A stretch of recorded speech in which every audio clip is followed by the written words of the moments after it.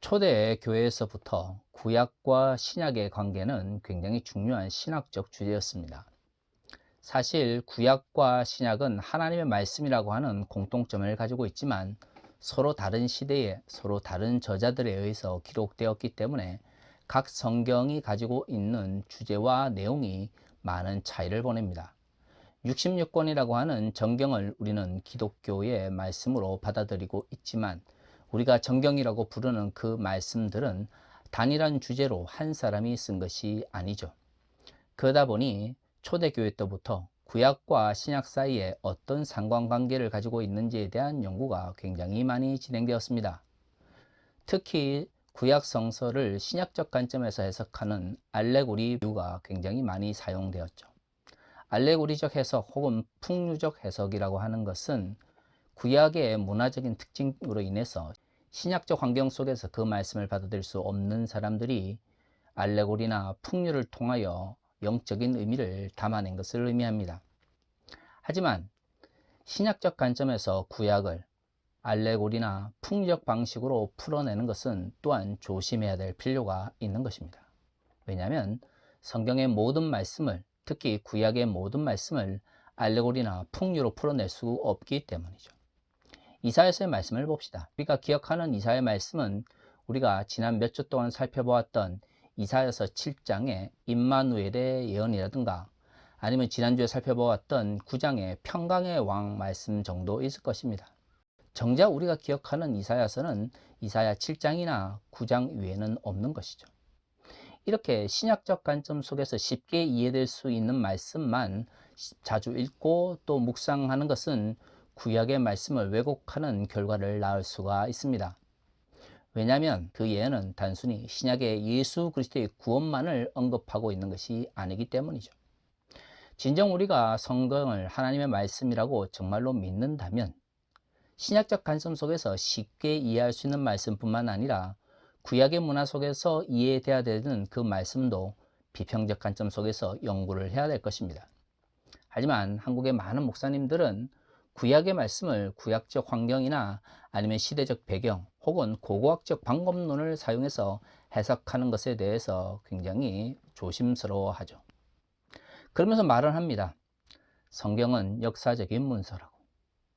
역사적인 문서인데 역사적인 방법론을 부정한 상태에서 그저 알레고리나 풍류적 방법으로만 성서를 풀어대니까 구약의 말씀이 왜곡될 수밖에 없는 것이죠. 11조에 대해서 많은 목사님들이 이야기를 하지만 말라기의 말씀은 11조를 강조하기 위해서 있는 것이 아닙니다.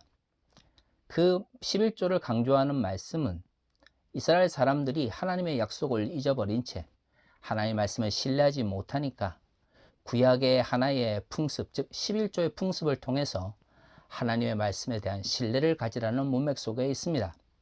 하지만 한국교회의 많은 목사님들, 특히 대형교회 목사님들은 이 말라기의 말씀을 11조를 많이 내야 하나님께서 복을 많이 주신다라는 의미로 왜곡해서 전달하는 것이죠. 물론 풍요적이면서 알레고리적 방법론이 굉장히 중요합니다. 신학을 하신 분들은 아시겠지만 초기 교부 시대에 알렉산드리아 학파가 기독교 교리를 형성하는 데 영향을 미쳤습니다. 이 알렉산드리아 학파에서 가장 중요하게 생각했던 성서 해석 방법론이 바로 알레고리 방법입니다. 이들은 문자적 해석을 넘어 성경에 담겨져 있는 영적 해석을 풀어내기 위해서 그러한 방법론을 사용했습니다.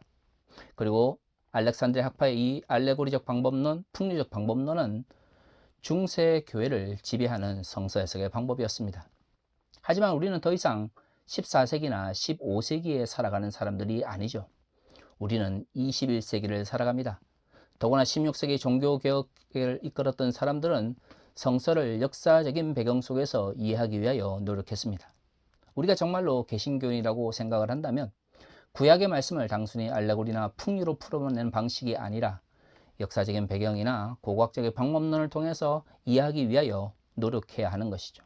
왜냐하면 구약이 정말로 하나님의 말씀이라면 구약은 구약 나름대로 우리에게 전달하고자 하는 메시지가 있기 때문입니다. 이사야의 말씀을 이야기하면서 제가 이렇게 성서 해석의 문제를 다루고 있는 것은 이사야의 말씀이 많은 부분에 있어서 하나님의 심판을 다루고 있다는 것이죠. 그러니까 우리는 이사야서 그러면 남유다 백성들을 향한 하나님의 심판이라고 하는 그러한 이미지를 가지고 있어야 하는 것입니다. 하지만 앞에서도 언급한 것처럼 계속해서 이사야 7장이나 9장의 말씀만 한국교회에서 반복해서 이야기가 되다 보니까 이사야서 그러면 예수 그리스도의 구원에 대한 예언의 말씀이라는 이미지가 씌워져 있는 것이죠. 여러분, 우리가 한국의 언론이라든가 신문 방송에 대한 신뢰도가 굉장히 낮습니다. 왜 그럴까요? 우리가 잘 아는 것처럼 한국의 언론들이 사실을 사실 그대로 전달하지 않고 진실보다는 방송국이나 신문사, 언론사들의 이익에 집중하기 때문입니다. 그러면 그들이 완전히 거짓말을 만들어내는 걸까요? 물론 70년대, 80년대 개발 독재 세력이 이 땅을 지배할 때에는 언론사들이 권력의 앞잡이가 되어서 없는 이야기도 만들어내고 없는 간첩도 만들어냈습니다. 하지만 21세기 들어서 한국의 언론사나 한국의 신문이나 방송들이 민주화된 사회 속에서도 왜 신뢰를 얻지 못할까요? 그들은 진실 혹은 사실의 절반만 전달하기 때문입니다. 많은 사람들이 부분적인 진실을 이야기하는 것, 부분적인 사실을 밝혀내는 것이 거짓이 아니라고 생각을 하지만 사실 전체 사실이나 진실 중에서 절반만 혹은 부분만을 전해서 그것이 전부인 것처럼 이야기하는 것도 왜곡의 일종입니다. 이사야 7장이나 9장이 엄청 중요하지만 이사야 7장과 9장만을 계속해서 반복해서 전달하는 것은 66장으로 구성되어 있는 이사야서에 대한 왜곡의 말씀을 전하는 것이라는 의미입니다. 그렇습니다. 이사야는 남유다 백성들의 하나님에 대한 불신과 그렇게 하나님을 불신하는 백성들을 향한 하나님의 심판의 이야기를 담고 있는 것이죠. 그래서 우리는 이사야의 말씀을 보면서 하나님의 구원을 이야기하기 전에 왜 남유다 백성들이 하나님의 심판에 서게 되었는지에 대해서 고민해야 하는 것입니다. 그러지 않으면 이사야의 말씀을 제대로 이해할 수 없거나 왜곡해서 이해하는 것이죠. 우리가 지금까지 살펴본 것처럼 이사야는 하나님의 남유다를 향한 심판의 말씀을 반복해서 이야기하고 있습니다. 그런데 그 대부분의 이야기가 남유다 백성들의 죄악을 언급하고 있습니다. 오늘 우리가 읽은 10장 1절에서 4절까지 말씀도 하나님께서 남유다 백성을 심판하실 것을 이야기를 하고 있는데 그 이유를 설명하고 있죠. 우리가 오늘 본문에서 읽은 것처럼 가지지 못하고 사회적으로 힘이 없는 자들을 권력자들과 사회적으로 높은 위치에 있는 자들이 착취하고 억압했기 때문에 하나님께서 그들을 심판하실 것이라는 걸 이야기하고 있습니다. 가난한 과부와 혼자 자신의 힘으로 자신을 지킬 수 없는 고아들을 억압해서 가지고 있는 사람들이 더 풍요로워지는 사회를 향해서 그러한 남유다 백성을 향해서 하나님께서 심판을 설명하고 있는 것이죠. 우리가 하나님의 심판에 대해서 이야기하면서 굉장히 잘못된 생각을 가지고 있는 것이 그저 막연히 하나님께서 남유다 백성을 심판하실 것이다 라고 생각한다는 것이죠. 사실 7, 80년대 한국 교회들에서 선포되었던 말씀은 하나님의 심판을 굉장히 형이상학적으로 설명을 했습니다. 아니면 영적인 의미로만 설명을 했죠. 단순히 개인의 심리적인 상태 속에서 하나님에 대한 신뢰를 가지지 못하거나 아니면 교회 지도자들의 말을 따라가지 못하거나 그들의 말씀에 반대하는 경우에 하나님의 심판을 선포했습니다. 사실 이런 식의 설교 말씀은 하나님의 말씀을 왜곡하는 것입니다. 사실 하나님이라고 스스로 생각하고 하나님처럼 말씀을 전하는 대형교회 목사들의 왜곡된 설교가 이사야에 대한 왜곡된 인식을 낳았다는 것을 우리는 부인할 수가 없는 것이죠. 하나님의 심판을 이야기할 때 우리는 반드시 그 시대의 남유다의 사회적 구조와 정치적인 체계에 대해서 생각을 해야 됩니다. 그런 사회를 만들었을 때에 하나님께서 심판을 이야기하신 것이죠. 이것은 단순히 담임 목사님의 말씀을 배척하거나 아니면 담임 목사님의 죄악을 폭로하는 것을 가지고 하나님의 심판을 이야기하는 왜곡된 하나님의 심판의 말씀이 아닙니다. 구약의 말씀이 신약 시대에 항상 알레고리로만 풀 수밖에 없는 것이 그 시대의 사회적이면서 정치적인 문제를 우리가 관심을 가지지 않기 때문이죠. 하나님께서 왜 남유다를 심판하셨습니까? 가진 사람들이 더 가지려고 하고 권력자들이 자신의 권력을 남용하며 가지지 못한 사람들이 눈물을 흘리며 하나님의 백성으로서 인간에 대한 사랑이 식어졌기 때문입니다. 그러한 사회, 그러한 정치 체계를 향해서 하나님께서 심판을 이야기하신 것이죠. 그렇다면 오늘날 우리가 살아가고 있는 이 대한민국 역시도 사회적 약자들과 소수자들이 억압받고 또 권력을 가진 자들이 권력을 남용한다면 당연히 하나님의 심판 속에 있을 수밖에 없다는 것을 선포해야 합니다. 하지만 과거 한국 교회를 보십시오. 개발 독재처럼 쿠데타를 통해서 권력을 잡은 자들을 향하여 하나님께서 그들과 함께한다라고 이야기를 하며 그들을 위해서 기도해 주었습니다. 국가 조창 기대와 같은 모습을 보십시오. 80년대 광주 민주화운동의 그 피비린내가 채 가리지도 않은 상태에서 한국교회 지도자들이 전두환을 불러다 놓고 전두환을 찬양하며 국가 조창 기도회를 열었습니다. 그 독재 속에서 가진 자들, 다시 말해 군인들과 그 다음에 신군부에 아첨했던 사람들은 권력을 누렸습니다. 하지만 민주화를 위해 눈물을 흘렸던 사람들, 민주화를 위하여 피를 흘렸던 사람들은 억압과 고통을 받았죠. 그러한 사회가 어찌 아름다운 사회일 수가 있습니까? 하지만 그러한 가운데 한국교회는 성장했습니다. 사회가 민주화되고 더 아름다워지며 사회적 약자들과 소수자들이 힘을 얻는 사회가 아니라 권력을 가진 자들이 자신의 권력을 남용하며 쿠데타를 통해서 권력을 잡은 자들이 자신을 민주주의의 투사인 것처럼 선전하는 그러한 시대에 한국교회는 그러한 사회를 비판하고 선지자서 역할을 감당하기보다는 거기에 협력하면서 그 다음에 덩치를 크게 만들어 갔습니다. 하지만 21세기 들의 한국교회는 이러한 문제에 대해서 반성하지 않고 있는 것이죠. 오히려 뉴라이트라든가 기독교 극우 세력들이 한국교회에서 여전히 힘을 발휘하는 것을 볼 수가 있습니다. 왜 우리는 그들을 제대로 단절하지 못했을까요? 왜 우리는 신앙의 이름으로 그들의 잘못을 심판하지 못했을까요? 왜냐하면 한국교회가 이미 힘을 가진 사람들의 이익에 그리고 그 이익을 기반으로 한국교회 기득권에 중독되어 있었기 때문입니다. 하지만 하나님은 분명히 오늘 우리 본문을 통해서 말씀하고 계십니다. 과부들이 어려움을 겪고 고아들이 눈물을 흘리며 사회적 약자들이 권력을 가진 사람들 앞에서 무릎을 꿇을 수밖에 없는 그 사회를 향해서 하나님께서 심판하신다라고 이야기를 하고 있죠. 여기서 우리는 생각을 해봐야 됩니다. 왜 하나님을 믿는다고 하는 사람들이, 아니 하나님의 백성이라고 하는 남유다가 하나님께서 그토록 원하시는 하나님의 공의와 하나님의 사랑을 저버린 채 권력을 남용하고 연약한 자들을 더 억압했을까요? 9장을 잘 살펴보면 이들이 교만하다라고 하나님께서 말씀하고 계십니다. 그들은 하나님을 믿는다라고 하면서 하나님을 멸시한다라고 이야기를 하고 있습니다. 이러한 것은 무엇을 의미하는 것입니까? 하나님을 두려워하지 않는 것입니다. 천지를 창조하신 하나님, 우리의 생명을 주관하시는 하나님, 많은 대형교회 목사님들이 그런 식의 이야기를 하고 또 한국의 많은 기독교 근본주의자들이 그렇게 고백을 합니다. 그러면 이 세상을 만드시고 우리의 생명을 주관하시는 그분에 대한 두려움이 우리 가운데 있어야 되죠. 하나님은 사랑이시지만 또 하나님은 공의와 정의이시기 때문에 우리는 우리의 잘못에 대하여 두려움을 가져야 합니다. 하지만 믿음이 없기 때문에 하나님을 두려워하지 않는 것이죠. 어떻게 대형교회 목사님들, 한국의 기독교 근본주의자들이 하나님을 믿지 않을까요?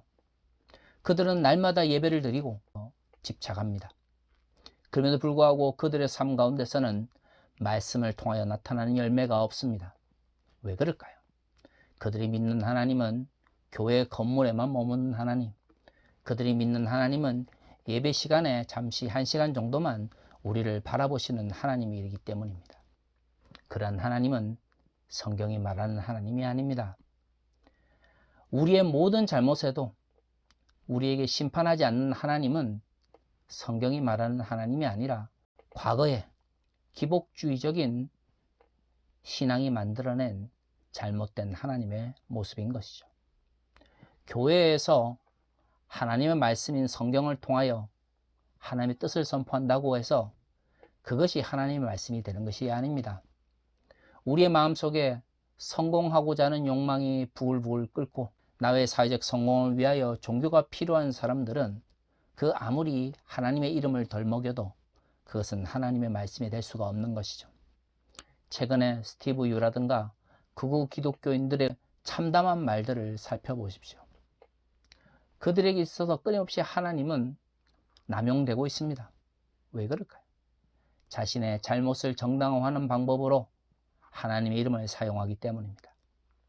그리스도인들은 자신의 죄를 고백해야 합니다. 하지만 아우구스티누스의 고백론에서 나타나는 것처럼 그리스도인들의 죄의 고백은 이미 알고 있는 사회적 죄뿐만 아니라 사람들이 알지 못하지만 하나님께서 꿰두고 계시는 개인의 내면의 죄까지도 고백할 수 있어야 하는 것이죠. 아구스티누스의 고백론이 지금도 사람들의 마음을 움직이는 것은 사회적 죄악이나 정치적 죄악뿐만 아니라 자신만이 알 수 있는 잘못된 생각들에 대해서도 끊임없이 하나님 앞에 자신을 고백하기 때문입니다. 하지만 스티브 유나 한국의 극우 기독교 세력들을 보십시오. 반사회적 행동을 하고 법을 어기고 사회적으로 문란한 여러 가지 행동을 함에도 불구하고 그들은 하나님의 이름으로 자신들의 죄악을 정당화합니다. 그것은 회개일 수 없고 그것은 하나님의 백성이 말하는 자신의 죄의 고백이 아닙니다. 그들은 그저 자신의 죄악을 정당화하기 위해서 하나님의 이름을 사용할 뿐이죠. 그것은 기독교적 신앙이 아닙니다. 그것은 한국의 기복주의가 만들어낸 괴물들이며 그것은 우리 스스로가 만들어낸 하나님의 모습일 뿐입니다. 성경이 말하는 하나님은 사회적인 죄악이나 정치적 죄악 앞에 단호하신 분입니다. 그렇기 때문에 남유다 백성들이 가지지 못한 사람들을 억압하고 가진 사람들이 권력을 누리는 사람들이 자신의 권력을 남용할 때 하나님께서 그 사회를 향하여 심판과 멸망을 이야기했던 것이죠. 하나님을 믿는다라고 이야기를 하지만 하나님의 자신의 죄악을 정당화하는 도구로 사용하는 사람들은 하나님을 믿는 사람들이 아닙니다. 하나님을 믿는다라고 고백하면서 이 땅의 연약한 자들과 사회적 약자들과 소수자들을 억압하며 그들을 핍박하는 것을 정당화한다면 그것은 하나님을 두려워하는 사람의 모습이 아닙니다. 그저 예배드리는 한 시간, 구역 모임하는 한 30분만이 하나님을 만나는 시간이라고 생각을 하며 나머지 시간 속에서는 사회적 약자들과 소수자들을 억압하며 자신이 경영하고 있는 공장의 노동자들을 억압하는 사람들을 어찌 하나님의 백성이라고 말할 수 있습니까? 90년대를 생각해 보십시오. 많은 기독교인들이 있었습니다. 그들이 많은 집회에 나가서 대형 집회에 나와서 하나님의 이름으로 내가 사회적으로 또는 경제적으로 성공했다라고 고백을 했지만 정작 그들이 2000년대를 들어서 어떤 모습을 보였습니까? 세금 떼먹다가 감옥 가고 종교재단을 만들어서 자신의 이익을 숨겼습니다. 그뿐만 아니라 수없이 많은 깡패들과 범죄자들이 자신의 과거를 희석시키기 위하여 목사가 되고 신학을 공부했죠. 그러면서 그들이 과거의 잘못과 완전히 단절했습니까? 그렇지 않습니다.